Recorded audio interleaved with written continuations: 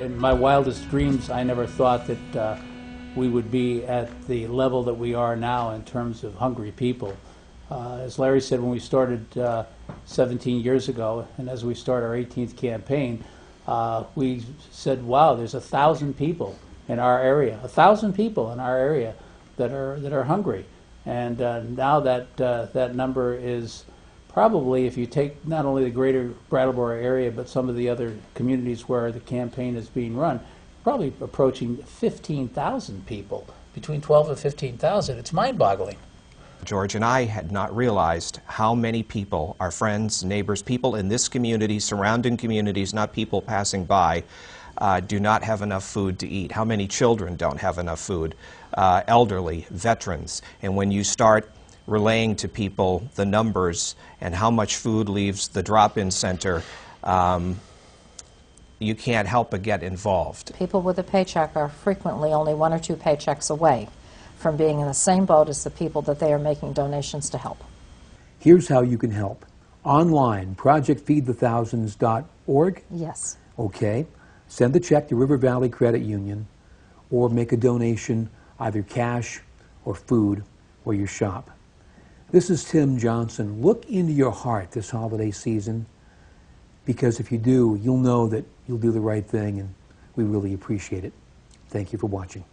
Tim Johnson talking about Project Feed the Thousands, which kicks off today. A great way to make a small contribution.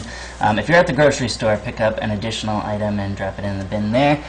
Easy, simple, and it can go a long way. All right, next, with 545 Live's affinity for rhyming and alliteration, it's no surprise that Compassion for Fashion Weekend is headlining for us. And while compassion may be a familiar word in the fundraising arena, fashion is certainly a new twist. Tomorrow night, runway models will debut designer outfits crafted from used clothing and accessories found at hospice's thrift stores. The evening, entitled Wild Night on the Catwalk, will benefit the Brattleboro Area Hospice and its work to assist terminal patients and their families, all while producing a spectacular night of glitz and glamour. For more, I'm going to turn it over to the woman on my left here, the Duché Show's very own Duché Peacock.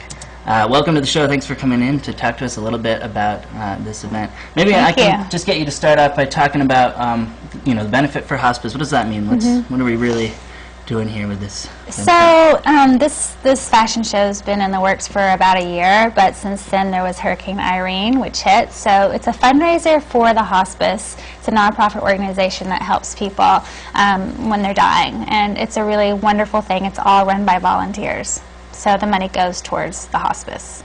Terrific. Yeah. I know we've actually got a clip. Grady Smith, a BC TV producer who's been working on this campaign as well, went by the store and did some interviews with folks about what hospice means to them. Let's take a look. I have been involved with hospice here in Brattleboro for about 25 years. I love hospice. I love the work they do. I love the organization. I love the shops. I love how the volunteers go out and work with our clients, and it's all volunteer, and our services are free of charge. The beauty of this community is that everyone's very interconnected, and the economy sometimes becomes very localized and supports a lot of more compassionate things in the community. So I'm always very interested in supporting businesses that I know are supporting good things in the community, so I trust that.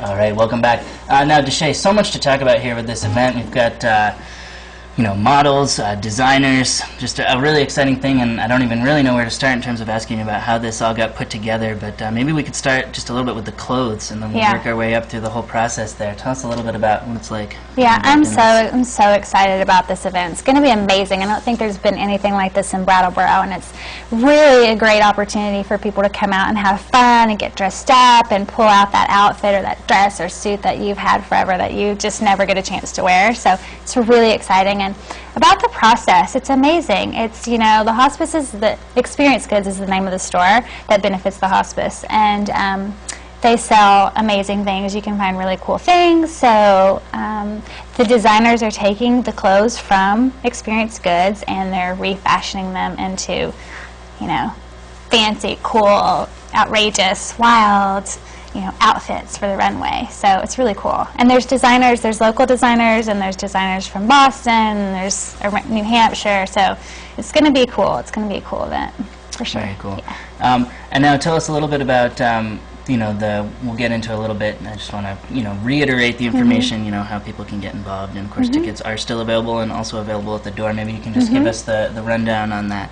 Yeah, so it's tomorrow night, and the doors open at 6:30 at the Putney Courier Center. People can get tickets at the stores, at either the Flat Street or the Elliott Street Experience Goods stores, or they can go on compassionforfashion.org and they can buy tickets right online. Tickets are $35 for standing room only, and they're $50 for a runway. So. Very cool. Yeah. Now, have you gotten to see any of these? I know these outfits have been kept top secret, but you've gotten to see some of them. How do they look? Yeah, it's a variety. There's some evening wear, and there's this really cool dress that's made of, like, the woman that you just saw in the clip, Chris McDermott. She braids rugs, and so the top of the dress is her braided rug, and it's like this fairy motif. And there's a woman who made a dress out of men's white shirts that's like a wedding dress. So yeah, it's really cool. Sounds worth getting. Variety. Can not only help a cause, but check out some very cool fashion, very cool ideas. So, Deshae Peacock joins me on the show. She'll be stepping out on us a little bit to go to a final rehearsal for this. Final rehearsal tonight, putting it all together. But before we do that, I just want to take another look at a clip that we've got here. So again, compassionforfashion.org is the website where you can find out more Wild Night on the Catwalk. Quite an event. Get your tickets. Get your tickets now. Get your tickets. Come.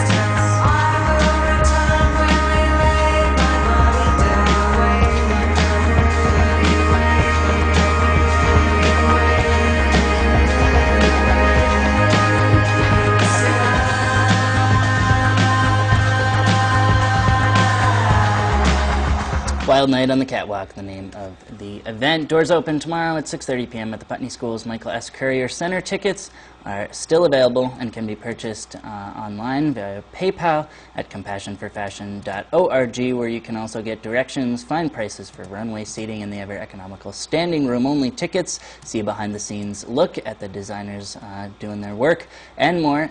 Again, that's compassionforfashion.org. You can also buy tickets and find information by calling 802-257-0775, or do it in person by stopping by Hospice at 191 Canal Street, or their Experience Goods shop at 51 Elliott Street, just past the Harmony parking lot entrance. You can also buy tickets at the door tomorrow night.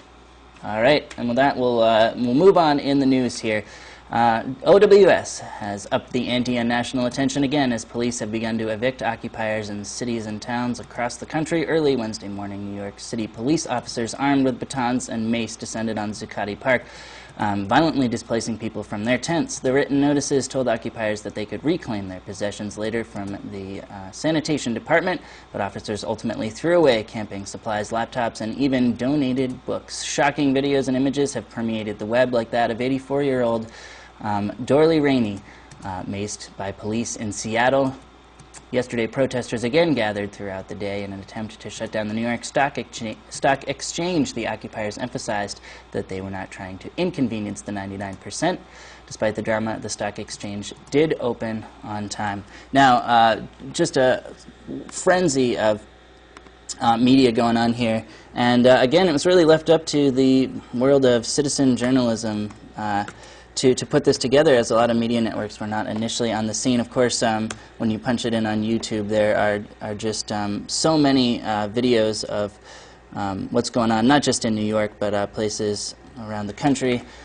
But there's also now a series of live streams as well coming in from all sorts of places across the country using the technology Livestream, which we use to do our webcast Wednesdays. You can check out livestream.com/OccupyNYC, where they've got live, people that have been looking at photos or even down in New York say the Brooklyn Bridge, which has just been overrun by people supporting the movement. It's been quite a thing to see. Again, livestream.com, OccupyNYC is where we're looking now. A whole new world of live streaming information coming in and a great way to get involved. All right, the next piece of that, of course, the local connection here is that last night residents of Brattleboro held a candlelit vigil at the Wells Fountain across the street in solidarity with the wounded masses from across the nation. I was there along with my senior news correspondent Joe Bushy and BCTV Access Coordinator Frederick Noyes. Here we are at the Wells Fountain in Brattleboro. It's Thursday evening, the 17th of November, and a bunch of folks have gathered here in solidarity with the Occupy Wall Street movement. Some folks here holding up candles and thinking about what's happening on Wall Street. Today is another global day of action. Yep. So around the world, people are holding demonstrations, and we know that on Wall Street today, the goal was to shut down Wall Street and then to occupy the Brooklyn Bridge. So we're here standing in solidarity with what's happening in other parts of the country. I see that society is changing, and I want to see it change in a positive direction. It's all gratuitous. It doesn't have to happen. The elites could spend a quarter of the money they've spent on all this horrible infrastructure just on jobs and making things work for people. I think it's just important to have people coming out. Yep. So more than like for solidarity purposes for them to recognize us, it's about us recognizing our own position here as members of this community. Yep. And that there are still issues regardless of whether we have big corporations lobbying for our rights or not. There are still issues that haven't and needs that haven't been met in this community in terms of housing, especially health care issues, local food sovereignty, and just food access in general. So it's good to have people coming out and recognizing that we are part of the national and international movement, even though the threat may not be so imminent. And with that, it's time to jump into our weekend calendar. That means a little dart-throwing animation here. We'll start the calendar off with the Development Review Board meeting, which is going to be Monday at 7 p.m. in this here 230 Main Street Municipal Center, just north of the library on Putney Road. It's going to be shown live on BCTV, Channel 8, at 7 p.m. The Housing Authority has asked for a continuance, and will not. That topic won't be discussed at the meeting. For more, to put it more eloquently than I just did, we spoke with the Planning Department's Sue Fillion about the upcoming meeting. The Development Review Board will be meeting on Monday, November 21st at 7 o'clock in the Select Board meeting room. What once promised to be a busy agenda with 8 applications has kind of slimmed down a little bit. There's been several requests for continuance. Probably of interest to a lot of people is the Brattleboro Housing Authority, a continuation from the November 7th meeting where they're appealing the determination of substantial damage. They have submitted a request to continue the hearing, and that will now be heard on at the Monday, December 5th DRB hearing. And representatives from BHA and the town will not be speaking to that appeal this coming Monday. All right, we're running out of time here. So for BCTV and 545 Live, I'm Roland Boyden, and I'm going to just do what I always do around this time and say good night, everybody.